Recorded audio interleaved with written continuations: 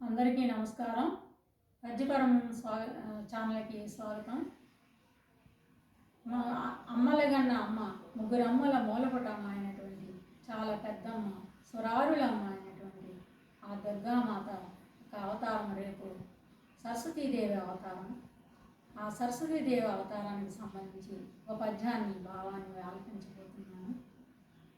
శోణితలంబునన్నుదురు సోకగ మ్రొక్కును తింతు సైకత శోనికి రక్షతామర శ్రేణికి దోయ జాత భవ చిత్త వశీకరణైకవానికి నక్షదామ సుఖవారిజ పుస్తకరమ్య పానికి.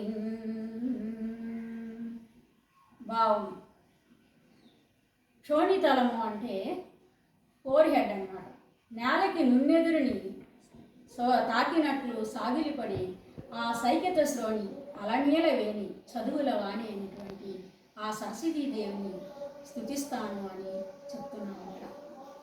ఆ తల్లి ఒక చేతితో అక్షరమాలను, మరొక చేతితో రామచిలుకను, వేరొక చేతితో తామర పువ్వును, ఇంకొక చేతితో పుస్తకాన్ని ముచ్చటగా ధరిస్తుంది.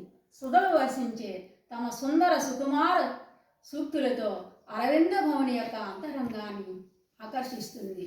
అదేవిధంగా సురనికరాన్ని తన కరుణతో కనికరిస్తూ ఉంటుంది అని దీని యొక్క భావం. అందరికీ నమస్కారం.